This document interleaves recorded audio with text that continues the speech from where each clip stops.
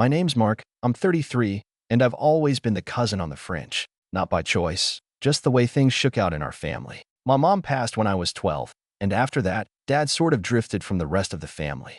He was never close with his siblings to begin with, and after losing her, he didn't really have the energy to keep up with birthday parties and Sunday dinners. I don't blame him, but it meant that I grew up a little outside the bubble of our extended family. I was still invited to things, barely. My name would be tacked on at the end of the group text, always sent by someone who didn't realize they were supposed to leave it out this time. You know the type. Still, I always showed up when I could. I'd bring a nice bottle of their favorite drink or a dessert from the bakery near my place that everyone raved about when it was someone else who brought it. I'd make small talk. I'd compliment outfits. I'd ask about jobs and kids. But the truth? I was more like background noise. The family prop that wandered in and out of frame. So when I got an invite to my cousin Ava's engagement party, I was surprised. Genuinely. Ava's always been my Aunt Linda's golden girl, class president, Ivy League, picture-perfect fiancé named Bryce who works in finance and apparently does CrossFit in the mornings because he's disciplined like that. I figured they had their tight circle, their Pinterest-perfect guest list. But nope, there it was, a text from Ava, asking if I could make it. I actually stared at my phone for a solid minute before responding. Then I texted back, wouldn't miss it. Let me know if I should bring anything. She replied with a thumbs-up emoji and a just bring yourself message, which felt warm, if a little rehearsed. I tried not to read too much into it. I spent the next week planning. I even got a new blazer, not fancy, just clean and fitted, something that said, "I'm proud of you," without trying too hard. I bought them a gift, a custom cutting board engraved with their names and engagement date, something practical but meaningful. Wrapped it up in silver paper with a white bow and everything. The venue was this semi-outdoor garden spot Ava had posted about on Instagram, fairy lights in the trees, white roses winding up wooden trellises. When I arrived, I could already hear the sound of glasses clinking and low music playing. People were mingling, laughing, hugging. I approached the check-in table. Yes, there was a check-in table where Ava's younger cousin from her dad's side, Mia, was holding a clipboard. She glanced at me, blinked like she wasn't expecting me, and then did this little awkward pause. "Oh, Mark. Right. You're Linda's sister's kid." Yeah," I said, trying to keep it light. "I'm Ava's cousin. On my mom's side." She scribbled something quickly on the clipboard and handed me a name tag. "Just head down the path. Should be somewhere near the fountain area." The path wound through a row of trimmed hedges, and as I rounded the corner, I saw the setup. Rows of white chairs facing a small stage where Ava and Bryce were standing, waving at guests. Long tables were lined with white cloth, candles, and personalized place cards. A waiter walked by with mini crab cakes. Everyone looked like they stepped out of a catalog. I stood there for a moment, scanning the tables. That's when I heard it, my Aunt Linda's voice. Sharp. Distinct. "Oh, we didn't think you'd actually show." I turned my head and there she was, standing with two other aunts and sipping something from a flute. She was looking right at me, eyes flicking from my face down to my shoes. I froze. Just for a second. Long enough for her to turn back to her friends and add, in a not-so-hushed tone, "Guess we'll need another chair. Maybe an extra plate if there's still food in the back." Her friends laughed. Not loud, not cartoonishly cruel, just the kind of snickering that cuts deeper because it's quiet. Real. I didn't say anything. I smiled faintly, walked a little further into the space, and tried again to find my name. Nothing. Not on the main tables. Not even at the overflow table by the bar where a few high school friends were clustered. There wasn't a single empty seat. I stood by the gift table for a second, clutching the bag like an idiot. The whole setup suddenly felt too perfect, too staged, like I was a background extra who wandered into a scene I didn't belong in. No one waved. No one even made eye contact. It wasn't that they were rude, just busy, laughing, drinking, being family. I placed the gift down gently and walked out. No drama. No speech. No accusations. Just me, walking back down that little path past the hedges, the music fading behind me. When I got to my car, I sat there for a while. Not crying, not fuming, just still. Tired, maybe. Not physically. Just tired of pretending like showing up would ever be enough. That night, I went to my buddy Eric's place. We grilled burgers, drank beer, and watched a movie we'd seen a dozen times before. At one point, his girlfriend asked, "Weren't you supposed to be at some fancy party?" I laughed. "Changed plans," I said. Before I went to bed, I posted a picture of the three of us on the couch, me holding a plate of fries, Eric flipping off the camera, and Jen making some ridiculous face, and I captioned it, "Grateful for the ones who actually want me around." I didn't tag anyone. No dramatic hashtags. Just that. The next morning, my phone was blowing up. Missed calls. Messages. Notifications. The first was from Ava. "Hey, are you okay?" Then Linda. "That post was totally unnecessary, Mark." Then Mia. "You made things really awkward, just for your information." And then a voicemail from my dad's brother, Uncle Tom, who never calls me. His message? "Look, I don't know what happened last night, but Linda's in one of her moods, and now there's talk about how you shamed the family online. Just maybe call someone and explain." I didn't respond. Not right away. Because the truth was, for the first time in a long time, I didn't feel like explaining myself. And that's when I realized this wasn't just about one party. It was about years of being treated like a footnote. Years of being tolerated instead of welcomed. Years of showing up and hoping that maybe, this time, someone would act like I belonged. But they never did. And now, maybe they'd finally know what that felt like. I didn't reply that morning. Or that afternoon. I left every message unread, every voicemail untouched. Not out of spite, though I'd be lying if I said it didn't feel a little satisfying, but because I needed to sit with it. With the silence. With the truth that maybe I didn't owe them anything anymore. That evening, I went for a walk. My apartment's in this quiet neighborhood near a small park. I left my phone on the counter and just wandered, hands in my jacket pockets, watching the wind shake loose petals from the blooming trees. And for once, I didn't feel like I had to perform being okay. I just was. When I got home, I finally opened my messages, not all of them, just Ava's. She'd sent 3 in a row. "Hey Mark, I'm so sorry about yesterday. I didn't know there wasn't a seat for you. I swear I asked Mia to add you to the table list. Please don't let Aunt Linda get in your head.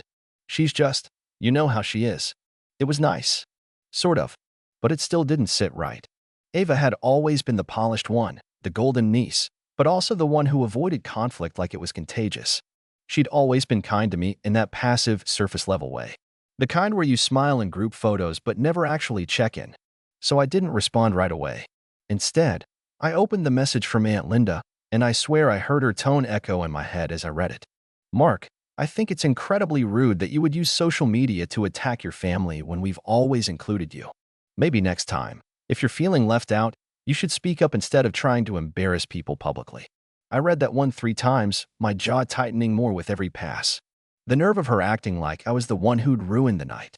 Like I had just randomly invented the part where she looked me up and down and mocked me for even showing up. No apology. No acknowledgement. Just blame, as usual. I thought about responding. I even typed out a paragraph, something along the lines of, "Maybe if you didn't treat me like a stray dog who wandered in from the street, I wouldn't have to make any kind of post." But I deleted it. She wasn't worth the energy. The next few days were weird. My cousin Darren texted me a simple, "You good?" which was a surprise because we'd barely talked since he got married. My other cousin Elena messaged, "Saw your post." Honestly, I get it. A few of the younger cousins even followed me on Instagram, like I'd suddenly become interesting now that I stirred the pot. But what really threw me off was the call from Grandma. She rarely calls anymore. Her eyesight isn't what it used to be, and she gets flustered with her cell. But this time she did. I almost didn't pick up, thinking it was another guilt trip in the queue, but something told me to answer. Her voice was soft, a little raspy. "Hi, sweetheart," she said. "I saw the picture you posted." I held my breath. "Yeah." There was a pause. Then, "Good. I'm glad you were with people who made you smile." That hit me harder than I expected. Grandma was never the loudest in the room, but she saw things. Always had. And in that one sentence, I felt more validation than I had from the rest of the family in years. She didn't lecture me. Didn't try to play peacekeeper.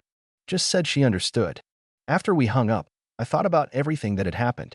The party. The messages. The fallout.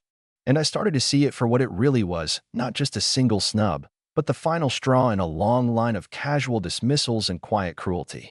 I started gathering old photos that week. Not for revenge, not yet, but for clarity. I dug out pictures from when we were kids, me and Ava in matching sweaters at Christmas, me standing awkwardly on the edge of the family reunion group photo, half blocked by someone else's arm. I found pictures of my mom, too bright-eyed, laughing, her arm around Aunt Linda before everything got cold.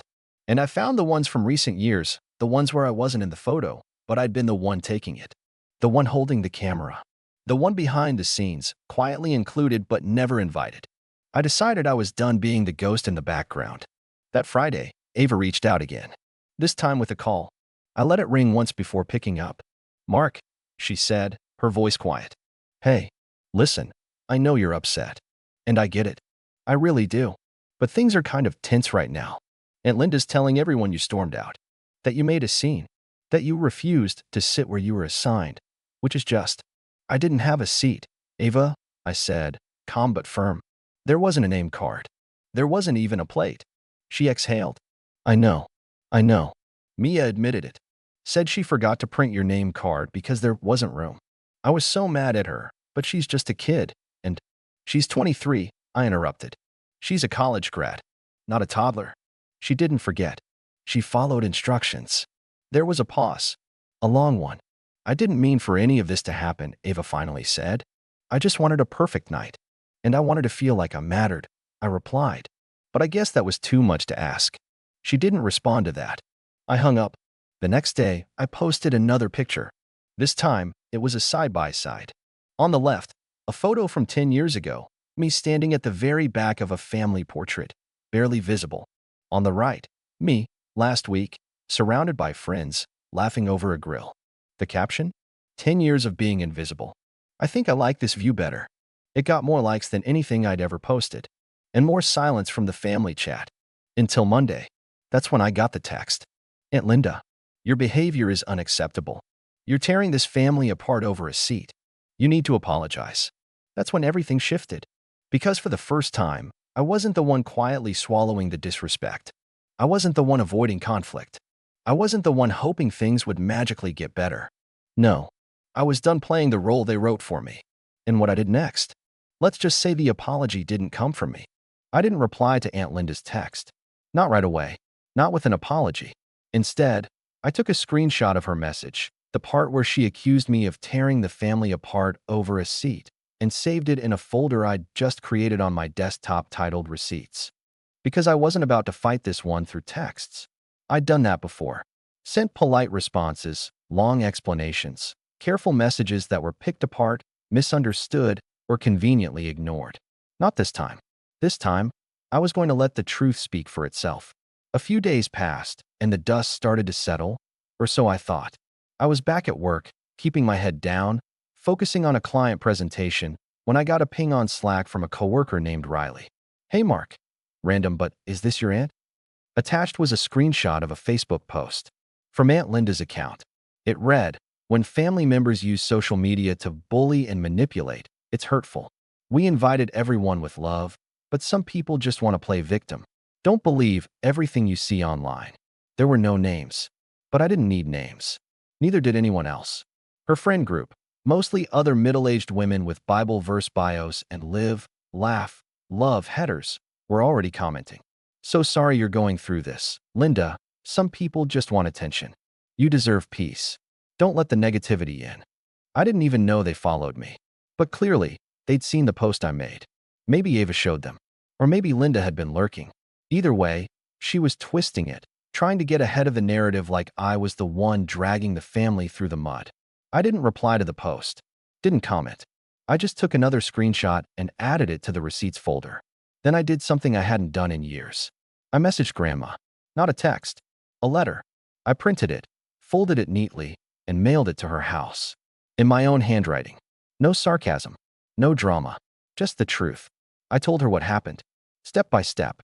From the moment I got the invite, to showing up and being told I wasn't expected, to quietly leaving without making a scene, to being blamed for publicly shaming the family for posting a photo with people who actually cared about me. I didn't ask for her to pick sides. I just said, "I know you've always tried to keep the peace. But peace shouldn't mean one person always has to eat the insult and smile through it." A week later, I got a reply. A handwritten note in return, in Grandma's cursive I could barely read without squinting. "You've never caused trouble, Mark. I see that now. I'm sorry I didn't see it sooner. You've always been there for us, even when no one was there for you. I love you, and I'm proud of you for standing up for yourself. Visit soon." I nearly cried reading it. But the real twist came not from Grandma, but from Ava. She texted me 2 days later. I didn't know she posted that. I'm so sorry. She's saying horrible things about you in the group chat. I didn't even know there was a family group chat I wasn't part of. Typical. She added. I told her to take it down. She refused. So I left the chat. And so did Elena. That was the first domino. Then Darren texted me. Then Elena. Then my second cousin Ben. They'd all seen Linda's post. They'd all heard her calling me ungrateful and dramatic. And for the first time, instead of laughing it off or ignoring it, people were pushing back. Not because I asked, but because the pattern had become too obvious to ignore. A few even unfriended Linda. That part wasn't supposed to matter, but it did. And then, a message from Ava again. Bryce and I are doing a small wedding. Just immediate family and a few close friends. I wanted to ask if you'd be willing to officiate. I read it 3 times. I thought about that night in the garden. Me standing at the edge of a perfect little world I'd never been invited into. And now, the girl at the center of it was asking me to stand at the front of her wedding? But before I could respond, the final bomb dropped. Aunt Linda called me. Not texted. Called. I stared at the screen for a long second, thumb hovering over decline. But then I picked up. Quietly. No hello. Just waited. She jumped right in. Mark, this has gone too far. Ava's wedding is being turned upside down because of your little social media tantrum. Do you realize how hard I worked to make that engagement party perfect? And you? What? You storm off, make some passive-aggressive post, and now I'm the villain. I let her rant. Let her fill the silence with her usual twisting of the truth. Then, calmly, I said, I didn't make you the villain. You did that all by yourself. She went quiet. For once. I added, you didn't expect me to show up. You didn't plan a seat for me. You didn't think twice about mocking me to my face. But you did expect me to smile and stay quiet. That's not going to happen anymore. Her voice sharpened. You're blowing this out of proportion. No, I replied. I'm putting it in proportion. After years of being treated like I don't matter. She didn't have a comeback for that. So I hung up. Not out of anger. Out of peace. A few hours later, Ava called again. I told her yes. I'd officiate. And I'd do it my way. With one condition. Linda would not be involved in the ceremony. Not in planning. Not in toasts. Not in seating. If that meant the wedding had one less person, so be it. And Ava? She said, without hesitation, done. But that wasn't the end. Because Linda wasn't going to take that sitting down. And the lengths she went to afterward? Let's just say she made one final move. And I made sure it was her last. She didn't take it well. After Ava agreed to keep her mom out of the wedding planning, things spiraled faster than anyone expected. Within hours, Linda had fired off a storm of messages to every relative with a smartphone. It wasn't just complaints anymore, it was full-on character assassination. She told people I was manipulating Ava, that I'd threatened to ruin the wedding, that I'd emotionally blackmailed my own grandmother. It would have been comical if it weren't so exhausting. But here's the thing about reputations, they don't crumble all at once. They crack slowly, like a dam, until the pressure is too much, and then collapse. People had been watching Linda for years. They'd seen her passive-aggressive comments, the favoritism, the little digs she made at anyone who didn't orbit her golden child. They noticed how she always took credit when things went right, and how quick she was to throw someone under the bus when they didn't. So when she started her smear campaign, the only people who really listened were the ones just like her. Everyone else? They backed off. Quietly. Unsubscribed from the drama.